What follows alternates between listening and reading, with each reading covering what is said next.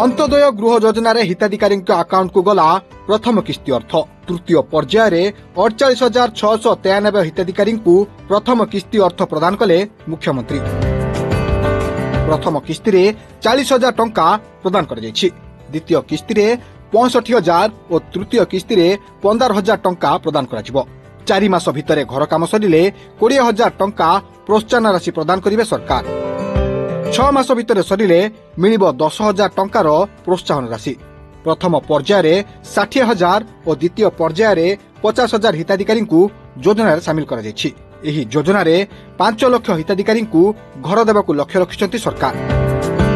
6 मास भितर सरिले मिलिबो 10,000 टंकार प्रोत्साहन राशि।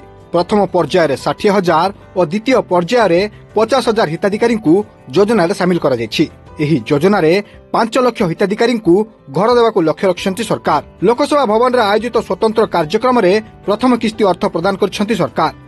योजनार हिताधिकारी सहित सीधासलख कथा होई मुख्यमंत्री फीडबैक भी नहीं। यह 471 पंचायत भवन भित्ति प्रस्तर स्थापन कर 15 लाख टंका व्यय तैयारी हेब पंचायत भवन। सरपंचों आरंभ करी पंचायत अधिकारी स्वतंत्र कोठरी। गोटे स्थान में सबु पंचायत स्तरीय काम हो पारिबो। भुवनेश्वर हरप्रसाद विषय रिपोर्ट टुडे।